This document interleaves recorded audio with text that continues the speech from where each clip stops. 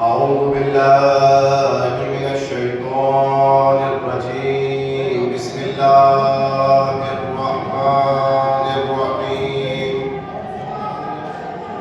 الحمد لله رب العالمين. الصلاة والسلام والتحية والإكرام على محبوب رب المشرقين والمغربين مولانا ومولى القولين جد الحسن والحسين بالقاسم محمد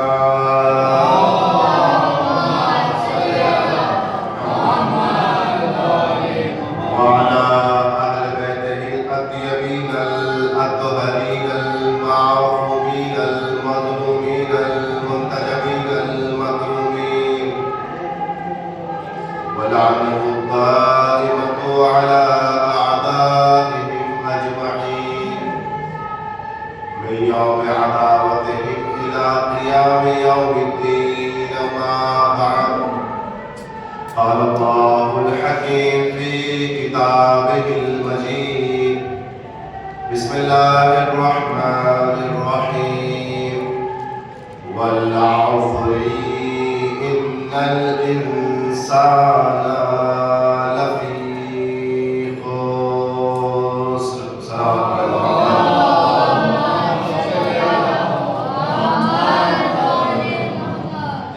ابتدائے کلام میں آپ سے گزارش ہے کہ ایک مرتبہ سورہ الحمد، 3 مرتبہ سورہ توحید کی تلاوت فرما کر مرحوم میر عمران حسین ابن میر حمزہ حسین اور مرحومہ شاہ بی بی بیگم بنت مرزا مہدی بیگ، ان دونوں مرحومین کے اور جملہ مرحومین کی ارواح کے لیے احسان فرمائے. بسم اللہ الرحمن الرحیم.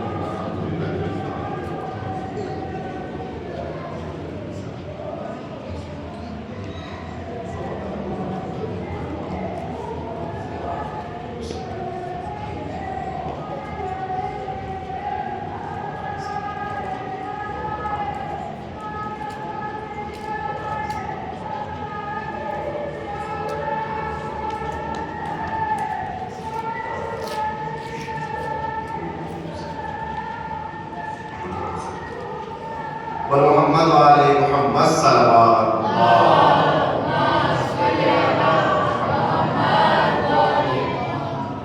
ایک جوان کے اثارے ثواب کی مجلس ہے اور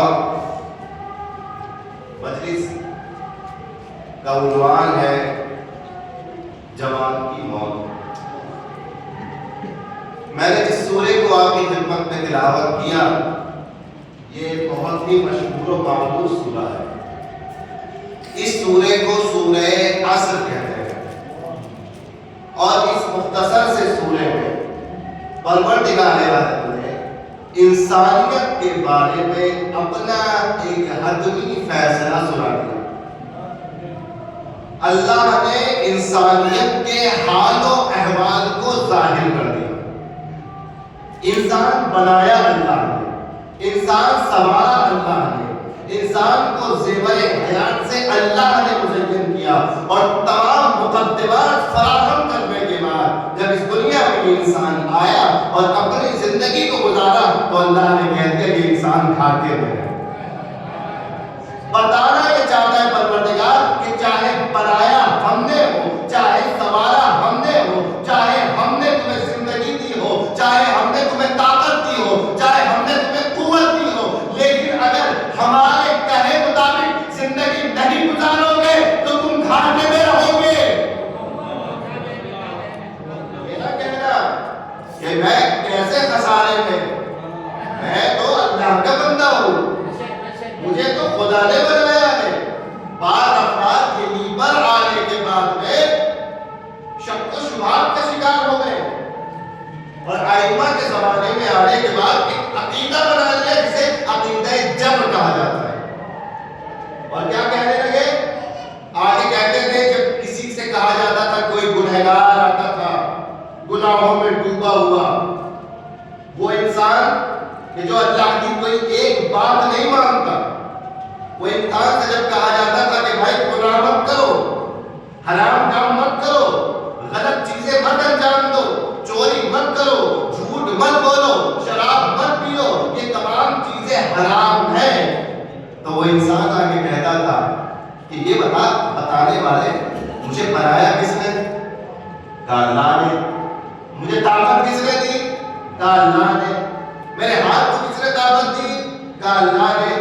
میری زبان کو کس نے طاقت دی؟ کہا اللہ نے۔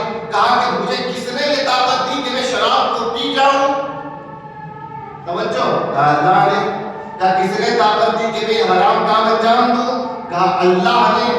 کہا یہ سمجھتے ہو اس بات کو کہ اللہ کی مرضی کے بغیر کوئی پتا ہلتا نہیں ہے، دنیا میں تمام کام اللہ کی مرضی سے ہوتے ہیں۔ تو اس زمانے سے ایک عقیدہ چلا جسے عقیدہ جبر کہا گیا، اور اس عقیدے کے لوگوں نے ہر گناہ کو انجام دیا اور اس گناہ کو منسوب کیا اللہ سے، کیونکہ ہم پر اللہ کا اختیار ہے۔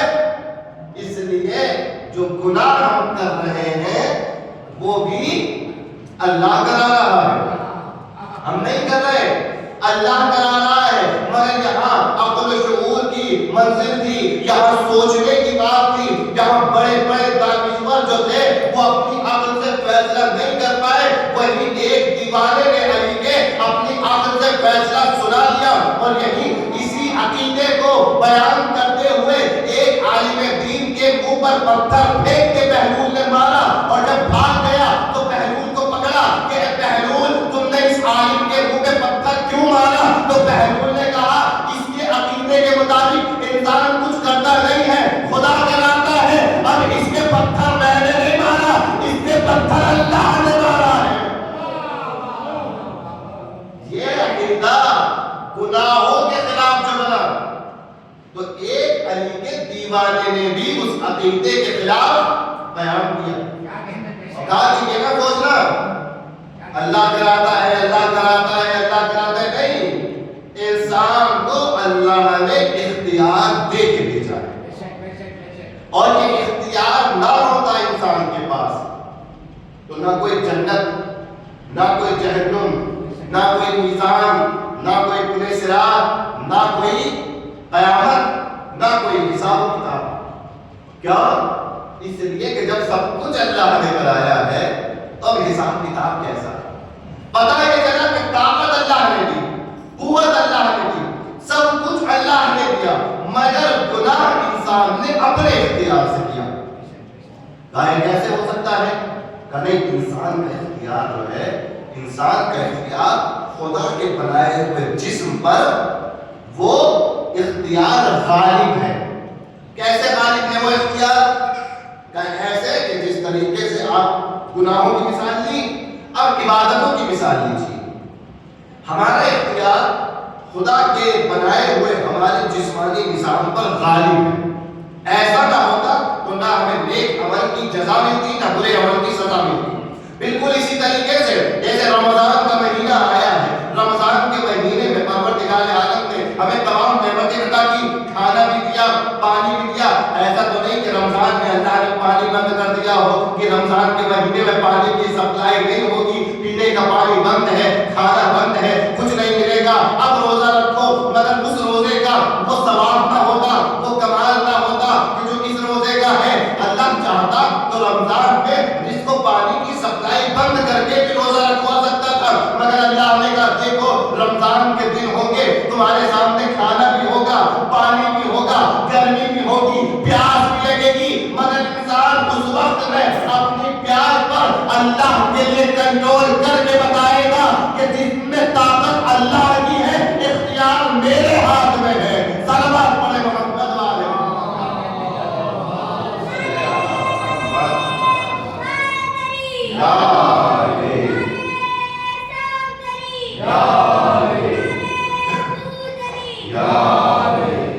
تو یہ اختیار میرا ہے، تو یہ اختیار کی بات کی ملحاظ ہے، ان الانسان لفی خسر، پروردگار عالم نے کہہ دیا کہ یہ انسان خسارے میں ہے، یہ انسان گھاٹے میں ہے۔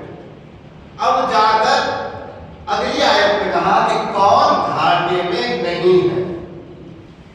اگلی آیت میں کیا کہا؟ اِلَّا الَّذِينَ آمَنُوا وَعَمِلُوا الصَّالِحَاتِ، یہ عامل و عامل الصالحات یہ گھاٹے میں نہیں ہے، لیکن گھاٹے میں کون ہے؟ انسان گھاٹے میں ہے۔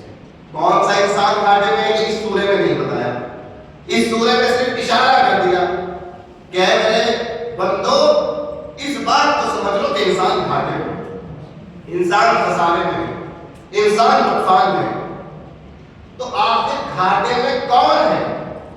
جب فائدے والوں کی فہرست بتا دی تو پروردگار گھاٹے والوں کی بھی فہرست بتا دے؟ تو اللہ نے سورہ والعصر میں یہ فہرست نہیں بتائی، یہ فہرست جا کر سورہ بقرہ میں بتائی۔ سورہ بقرہ میں بتائی، کیا بتایا؟ گھاٹے میں کون ہے؟ تین لوگ، تین قسم کے افراد گھاٹے میں ہیں۔ کون سے لوگ؟ الذین ينقضون عہد اللہ من بعد میثاقہ، پہلے وہ انسان کے جو اللہ سے کیے ہوئے میثاق اور وعدوں کو توڑ دیتے ہیں، وہ گھاٹے میں ہیں۔ توجہ کیجیے گا، کون سے وعدے، کون سا میثاق؟ تو تمام علماء کہتے ہیں ہماری روحوں نے عالم زر میں اللہ سے کچھ وعدے کیے تھے، وہ یہ وعدے تھے اے اللہ ہم تجھے اپنا پروردگار مانیں گے، اے اللہ ہم محمد کو تیرا رسول مانیں گے، اے اللہ ہم امیر کائنات کو تیرا ولی محمد کا وصی مانیں گے، اے اللہ ہم تیری عبادت کریں گے، تیرے لیے نماز پڑھیں گے، تیرے لیے روزہ رکھیں گے، تیری رضا کے لیے حرام سے پرہیز کریں گے۔ تو جو وعدے ہم نے عالم زر میں کیے تھے، جن جن افراد کو اس دنیا میں آنے کے بعد وہ وعدے یاد رہے اور انہوں نے ان وعدوں کو وفا کیا، وہ انسان فائدے میں نظر آئے، اور جو ان وعدوں کو بھول گئے وہ انسان خسارے میں نظر آئے۔ الذین ینقضون عہد اللہ، وہ لوگ اللہ سے کیے وعدوں کو توڑتے ہیں۔ پہلا گروہ، یہ پہلا گروہ ہے جو خسارے میں۔ دوسرا گروہ خسارے میں کون سا ہے؟ الذین ینقضون عہد اللہ من بعد میثاقہ ویقطعون ما امر اللہ بہ ان یوصل، اللہ نے جن رشتوں کو جوڑنے کا کہا تھا کچھ لوگ ان رشتوں کو توڑ دیتے ہیں، وہ لوگ گھاٹے میں۔ یہ دوسری جو صفت بتائی ہے یہ اللہ نے سماجی صفت بتائی، معاشرتی صفت بتائی ہے، یہ معاشرے میں رہنے والا انسان ہے۔ اللہ نے کہا تھا دیکھو رشتے داروں کو جوڑے رکھنا، میں نے تمہیں جن رشتوں میں جوڑا ہے ان رشتوں کا خیال رکھنا۔ اللہ نے کن کن رشتوں میں جوڑا؟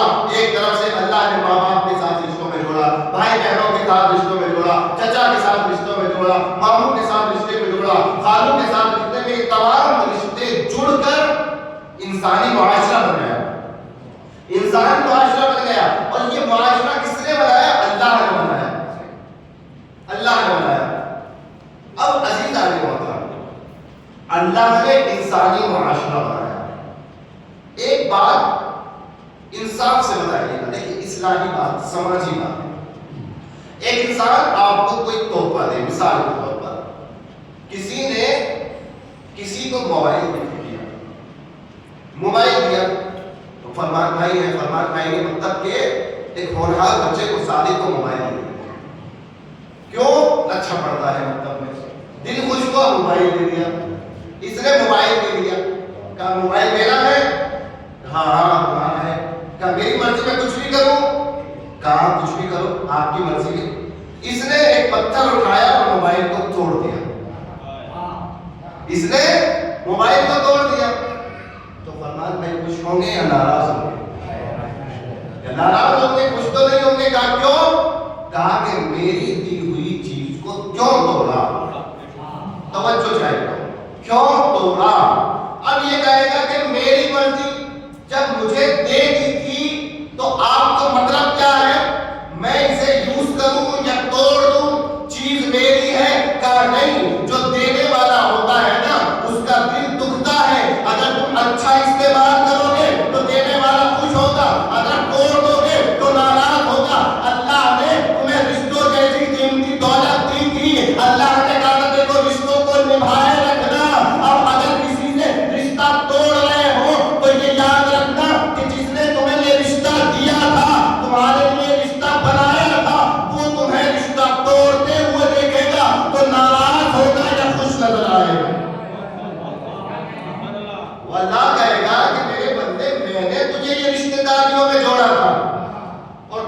کبھی چچا سے رشتہ توڑ رہا ہے، کبھی سگے بھائی سے رشتہ توڑ رہا ہے، کبھی بہنوں کا حق نہ دے کے اس سے رشتہ توڑ رہا ہے. یہ تو رشتوں کو توڑ رہا ہے، ان رشتوں کو جنہیں میں نے بنایا تھا. یہ بات اللہ کو ناراض کرے گی، خوش نہیں کرے گی. اسی لیے کہا کہ وہ لوگ خسارے میں کہ جو رشتوں کا خیال نہیں، جو رشتوں کا لحاظ نہیں کرتے، جو رشتوں کو توڑ دیتے ہیں. اور یہ رشتہ داری، یہ معاشرہ، یہ سوسائٹی جو اللہ نے ہمیں دی ہے، یہ انسانوں کے علاوہ کس کو دی ہے؟ کسی کو نہیں دی. انسانوں کے علاوہ سب سے بہترین مخلوق آپ کی نگاہ میں کون ہے؟ مثال کے طور پر فرشتے. انسان کے علاوہ سب سے بہترین مخلوق فرشتے ہیں. مگر عزیزان محترم، اللہ نے رشتہ داریوں کی نعمت فرشتوں کو بھی نہیں دی. فرشتے میں کوئی کسی کا باپ نہیں ہے، کوئی کسی کا چچا نہیں ہے، کوئی کسی کا بھائی نہیں ہے. یہ نعمت فرشتوں کو بھی نہیں دی. یہ نعمت اللہ نے جانوروں میں بھی کسی کو نہیں دی. اگر آپ توجہ کریں گے تو تمام مخلوقات جو حیوانات ہیں، ایک ماں کا رشتہ تو ان میں نمایاں ہے، باقی کوئی رشتہ نمایاں نہیں. کسی بھی جانور کو دیکھ لیجیے، صرف ماں اور اولاد کا رشتہ نمایاں ہے. کوئی بھی حیوان ہو، گائے ہو، بکری ہو، ماں اور اولاد کا رشتہ نمایاں ہے. اور کوئی رشتے اس سوسائٹی میں، جانوروں کی سوسائٹی میں نہیں پائے جاتے. تو نہ یہ رشتے اللہ نے ملائکہ کو دیے، نہ یہ رشتے اللہ نے حیوانات کو دیے، نہ یہ رشتے اللہ نے پرندوں کو دیے. کمال یہ بات ہے، پرندوں کو اللہ نے رشتہ دار نہیں بنایا. کوئی کسی کا بھائی نہیں ہے، کوئی کسی کا چچا نہیں ہے، سب اپنی اپنی زندگی جی رہے ہیں. مگر فرق دیکھیے گا، وہ فرشتے جنہیں رشتہ داری میں نہیں جوڑا، جب آسمان میں اڑتے ہیں تو ایک ساتھ رہ کے اڑتے ہیں. مگر جن انسانوں کو رشتہ داری جیسی نعمت عطا کی، جب زمین پہ چلتے ہیں تو بکھر بکھر کے چلتے ہیں. میں فلاں کے ساتھ نہیں چلتا، میں فلاں کے گھر نہیں کرتا، میں فلاں سے بات نہیں کرتا. کمال کی بات یہ ہے، جن حیوانوں کو اللہ نے رشتہ داری نہیں دی، وہ آپس میں متحد نظر آتے ہیں. جن انسانوں کو رشتہ داری دی ہے، وہ ایک دوسرے سے اختلاف کرتے نظر آتے ہیں. صلوات پڑھے محمد والے.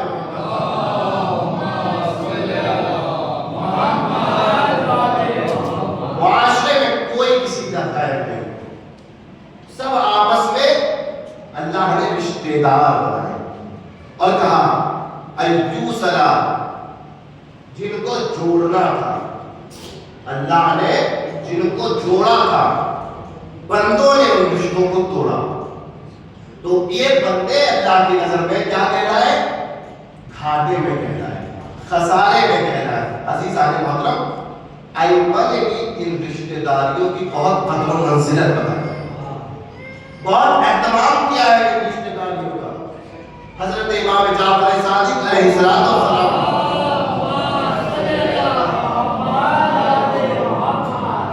امام کا ایک رشتہ دار، روایت میں اس کا نام لکھا ہے عبداللہ. مدینے میں سخت حالات کا شکار تھا، اور جب سخت حالات کا شکار تھا تو اس کے دل میں خیال ہے کہ میں امام جعفر صادق کا رشتہ دار ہوں، مگر لوگ سب امام کو پوچھتے ہیں، کوئی مجھے نہیں پوچھتا. تو لہذا اس نے اپنے محلے میں لوگوں سے جھگڑا کر لیا، اپنے محلے میں لوگوں سے اختلاف کر لیا اور ناراضگی ظاہر کرنے لگا. اس سے امام صادق سے کہ میں امام صادق سے ناراض ہوں، میں امام صادق سے ملنا نہیں چاہتا، میرے رشتہ دار ہیں مگر مجھے پوچھتے نہیں ہیں. اس نے اپنے آپ کو بدظن کیا مولا سے. رات کو تمام لوگوں نے اس کی گفتگو سنی. جب صبح اب نمودار ہوئی تو اس کے دروازے پہ دق الباب ہوا. اب جب دق الباب ہوا، دروازہ کھولا، عبداللہ نے دروازہ جب کھولا تو کیا دیکھا؟ امام جعفر صادق علیہ السلام.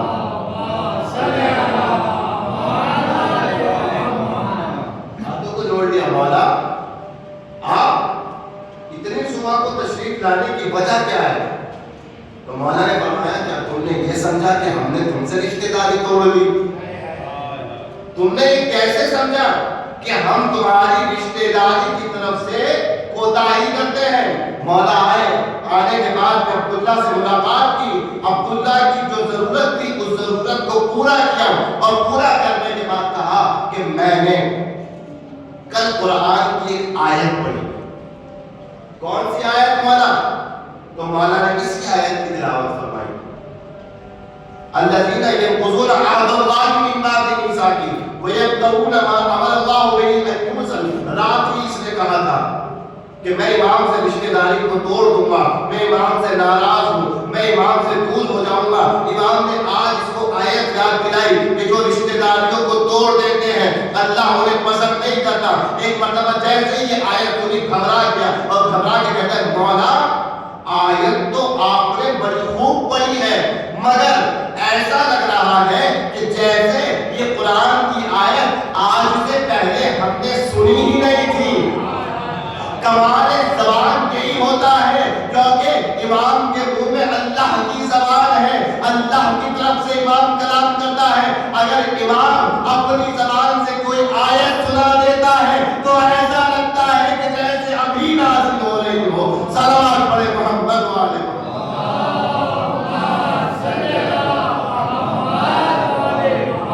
امام نے کہا کہ گھبرانا مت اور کبھی بھی رشتہ داری سے بدسر نہ ہو۔ دنیا میں جن چیزوں کی وجہ سے رشتہ داری توڑی جاتی ہے ان چیزوں کی نہ اللہ کی نگاہ میں کوئی اہمیت ہے نہ اماموں کی نگاہ میں کوئی اہمیت ہے، مگر جو چیز توڑی جاتی ہے اس رشتہ داری کو اللہ بھی محترم سمجھتا ہے اور امام بھی محترم سمجھتے ہیں۔ عزیزو دوسری چیز یہ بتائیں کہ وہ لوگ گھاٹے میں ہیں کہ جو لوگ رشتہ داریوں کا خیال نہیں کرتے۔ اب کربلا میں آئے، کربلا میں آنے کے بعد حضرت ابا عبداللہ امام حسین علیہ السلام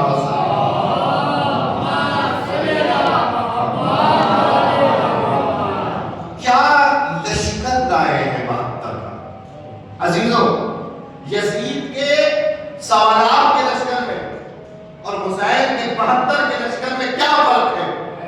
کہ یزید کا لشکر جو ہے، جو بھی انسان ہے وہ اپنے سے مطلب رکھتا ہے، وہ کوئی کسی کا رشتہ دار نہیں ہے، ایک دوسرے کو نہیں پہچانتا ہے۔ میدان جنگ میں بات آ جائے گی تو یزید کے لشکر کا سپاہی ایک دوسرے کو قتل کرنے میں شرمائے گا نہیں، مگر حسین اگر 72 لائے ہیں تو یہ 72 بہترین خوبصورتی سے معاشرے کے ساتھ میں ہے۔ کوئی کسی کا رشتہ دار ہے، کوئی کسی کا بھائی ہے، کوئی کسی کا بیٹا ہے۔ حسین نے دنیا کے سارے رشتوں کو 72 لوگوں میں جمع کر کے بتا دیا کہ ایسا رشتہ داروں کا مجموعہ قیامت تک دوبارہ نہیں آ پائے گا۔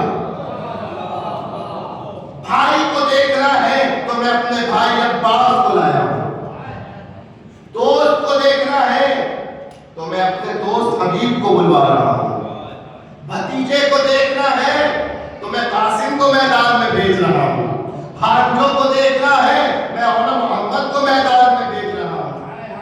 ہر ایک رشتے کو دین پر قربان کرنے کے لیے حسین لائے، ہر ایک رشتے کو لے کے آئے۔ غلام کا رشتہ دیکھنا ہے میں اپنے جون کو بھیج رہا ہوں، بھائی کا رشتہ دیکھنا ہے عباس کو بھیج رہا ہوں، بھتیجے کا رشتہ دیکھنا ہے اور قاسم کو بھیج رہا ہوں اور محمد کو بھیج رہا ہوں۔ اگر بھانجوں کا رشتہ دیکھنا ہے تمام رشتوں کو امام حسین نے دکھا دیا، کوئی رشتہ کم پڑ گیا کہ نہیں، امام بتانا چاہتے ہیں کہ دیکھو جو بھی رشتے مہم ہیں وہ میں لے کے آیا ہوں۔ اگر مہمان کا رشتہ دیکھنا ہے تو ان کو لے کے آ رہا ہوں۔ صلوات پڑھے محمد والے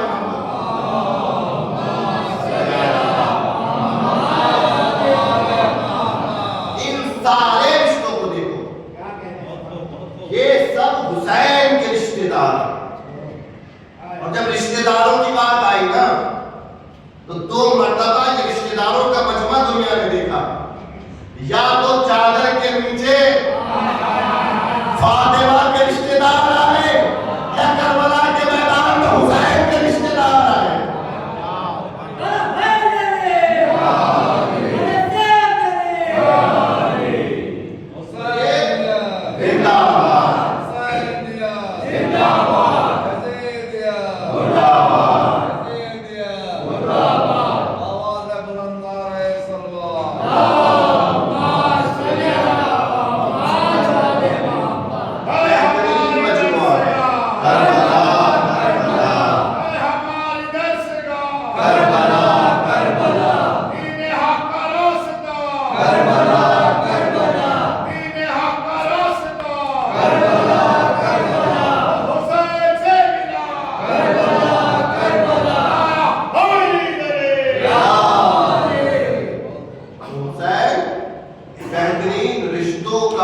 دھواں لے کر آئے.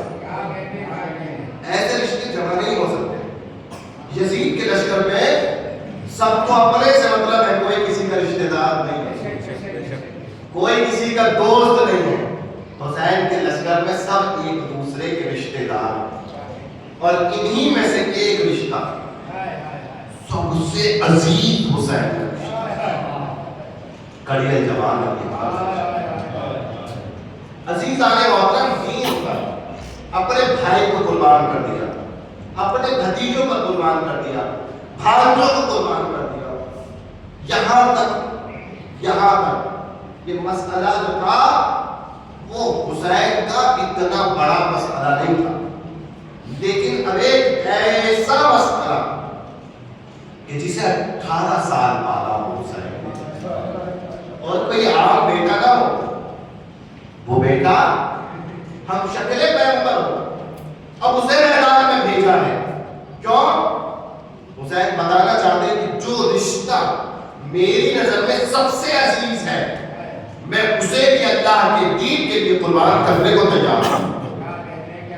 اور اب آئے علی اکبر میدان میں, اور علی اکبر کی زبان سے جو جملے نکلے ہیں ان جملوں کو توجہ سے سنیے گا. جناب علی اکبر نے درس پڑھا. اچھا, علی اکبر جو تھے آپ نے سنا ہوگا کردار میں, سیرت میں, صورت میں رسول کی شبیہ تھے, اور جناب علی اکبر کو مدینے والے بڑے اشتیاق سے دیکھتے تھے. علماء پڑھتے ہیں کہ مدینے کی گلیوں میں اگر کبھی علی اکبر نکلتے تھے حسین اکثر اکبر کے چہرے پہ نقاب ڈال دیتے تھے. جب علی اکبر نکلتے تھے تو لوگ رک جاتے تھے راستے میں اور علی اکبر کی زیارت کرتے تھے. لیکن اس سے بھی زیادہ حیرت سے انگیز منظر تب ہوتا تھا جب مدینے کی گلیوں میں علی اکبر عباس کے ساتھ نکلتے تھے. لوگ اپنی دکانوں کو بند کر کے دیکھتے تھے, کسی نے اگر محمد و علی کو نہ دیکھا ہو تو آئے دوبارہ محمد و علی کو ایک ساتھ دیکھ لے. حسین کا بیٹا محمد کی شبیہ ہے, علی کا بیٹا علی کی شبیہ ہے. ایسا جوان حسین, اور جب آیا ہے اور آنے کے بعد میں رج سے پڑھا علی اکبر, اور رج سے پڑھنے کے بعد کیا کہا, انا علی ابن الحسین ابن علی نحن و بیت اللہ اولا بالنبی. یہ دو جملے سنیے گا. جناب علی اکبر کی یہ شاعری ہے, یہ علی اکبر کی شاعری ہے. انا علی, پہلا جملہ کیا ہے, انا علی, انا علی, انا علی, وہ سوالات کا مجمع جسے علی کے نام سے اعتراض تھا, جسے علی سے بغض تھا. حسین نے پوچھا مجھے کیوں قتل کرنے کے لیے آئے ہو, تو لوگوں نے کہا تمہارے باپ علی کے بغض میں قتل کرنے کے لیے آئے ہیں. ہمارے بڑوں کو تمہارے باپ علی نے مارا, کبھی بدر میں مارا, کبھی احد میں مارا, کبھی خیبر میں مارا, کبھی حنین میں مارا, کبھی خندق میں مارا. ہم سب کے دل میں علی سے بغض ہے, علی سے تعصب ہے. علی کا تعصب ہمیں کربلا میں لے کے آیا ہے جہاں سوا لاکھ کا مجمع علی کا نام سننے کو تیار نہ ہو, وہاں علی کا پوتا ہے جو میدان میں آ کے کہتا ہے انا علی. اے علی کے دشمنوں, میں علی ہوں. تم علی کو مٹانے آئے ہو, اب سوا لاکھ کا مجمع علی کو مٹانے آیا ہے, 18 سال کا بیٹا علی کو بچانے آیا ہے.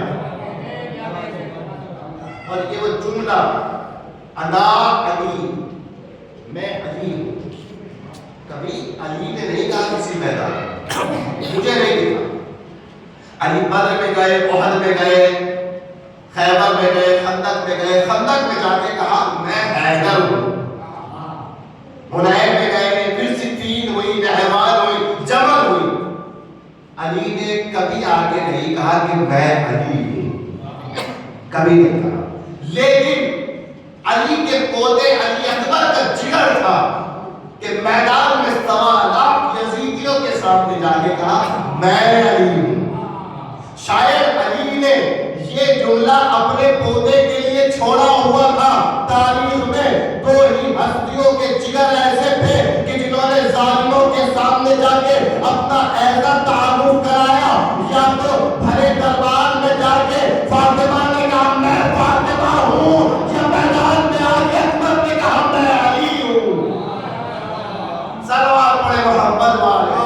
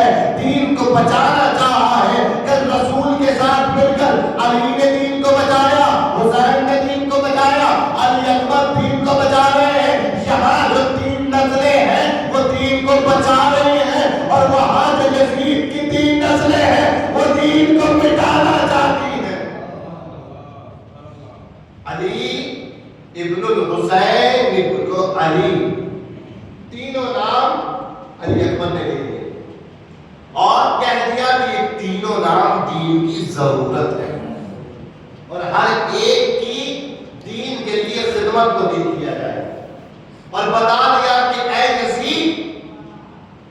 یزید تو بھی علی اکبر کے جیسے اپنا تعارف کرا کے بتا، تو بھی کرا کے بتا علی اکبر کے جیسے نا یزید ابن فلان ابن فلان نہیں کرا سکتا۔ کیوں نہیں کرا سکتا؟ کہ پتا ہے کہ میں جس کا بھی ابن ہوں اس نے اسلام کے لیے کچھ بھی نہیں کیا، اسلام کو نقصان پہنچانے والا یزید کا خاندان ہے، اسلام کو بچانے والا حسین کا گھرانہ ہے۔ صلوات پڑھے محمد والے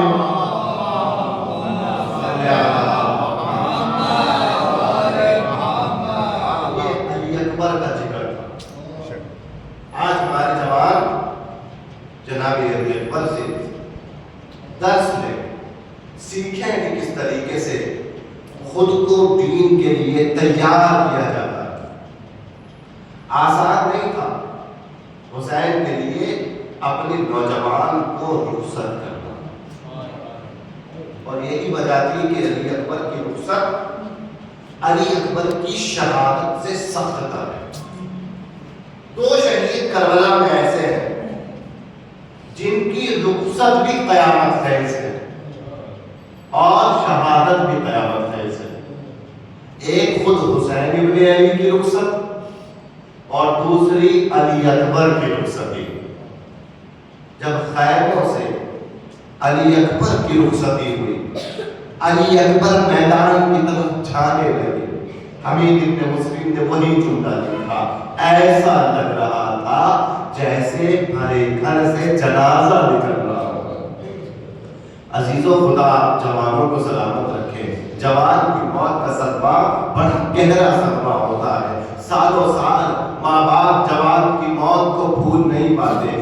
آج بھی جوان کی مجلس ہے، اس جوان کی مجلس کے ثواب کے لیے آئیے حسین کے جوان پہ دو آنسو بہا لیے جائیں۔ حسین کا اکبر میدان میں جانے لگا، خیمے میں کبھی علی اکبر کو ام لیلا نے پکڑا، اے اکبر ذرا اپنی ماں سے آخری بار ملاقات کر لے۔ کبھی زینب نے بازو کو تھاما، 18 سال میں نے پالا ہے، اے علی اکبر ذرا مجھ سے مل کے چلے جاؤ۔ کبھی ام کلثوم نے تھاما، بار بار اکبر باہر آتے ہیں، پھر کوئی اندر لے جاتا ہے، اکبر باہر آتے ہیں۔ حبیب کہتا ہے آخر میں علی اکبر کا دامن کسی نے پکڑا، کوئی بڑا کبھی دامن نہیں پکڑتا۔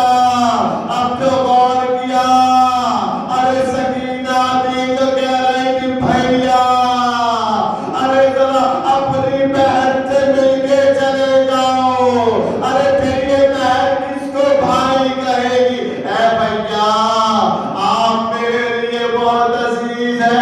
اس طریقے سے اکبر نکلے جیسے اکبر نہیں نکل رہے، اکبر کا جنازہ نکل رہا ہے، ادھر حسین ہے جو اکبر کو جاتا ہوا دیکھ کے اپنے خدا کو مخاطب کر کے کہتے ہیں بارے الہ گواہ رہنا، میں اسے میدان کی طرف بھیج رہا ہوں جو صورت و سیرت میں تیرے رسول کی شبیہ تھا۔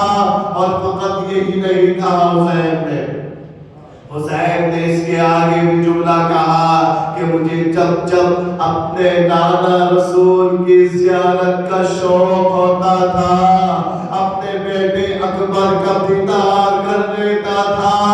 اب علی اکبر میدان میں چلے، بوڑھا باپ ہے جو پیچھے پیچھے جا رہا ہے۔ اکبر نے مڑ کے دیکھا تو دیکھا کہ کمر کو تھامے ہوئے حسین آ رہے۔ بابا آپ تو مجھے رخصت کر چکے تھے۔ حسین نے کہا علی اکبر کاش تم تائب اعلان ہوتے تو یہ سوال نہ کرتے۔ اکبر بس ایک احسان باپ پہ کرنا، ارے جب تک سامنا رہے حسین کو مڑ مڑ کے دیکھنا۔ جزاکم ربکم خیر الجزا، خدا آپ کو کوئی غم نہ دے۔ علی اکبر میدان میں آئے،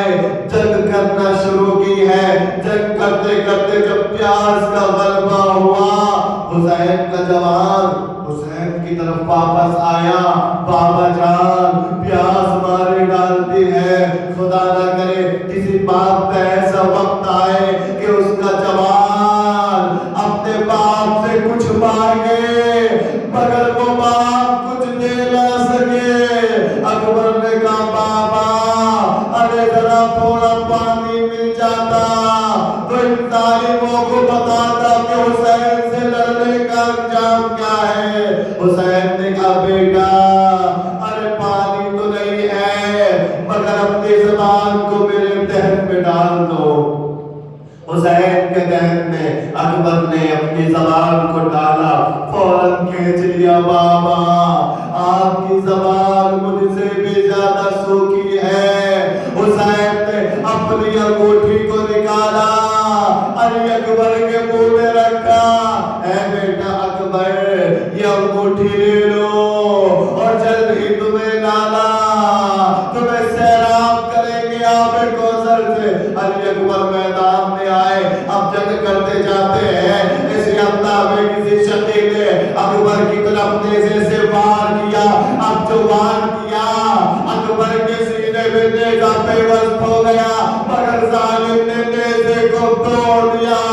اکبر نے گھوڑے پہ سمجھا لے گیا یا ابت علیہ منی السلام. اس آواز کو سن کے حسین کا دل تڑپا, زمین کربلا پہ گرے, پھر اٹھے پھر گرے. اے بیٹا آواز تو دے, تیرے باپ کو راستہ نظر نہیں آتا.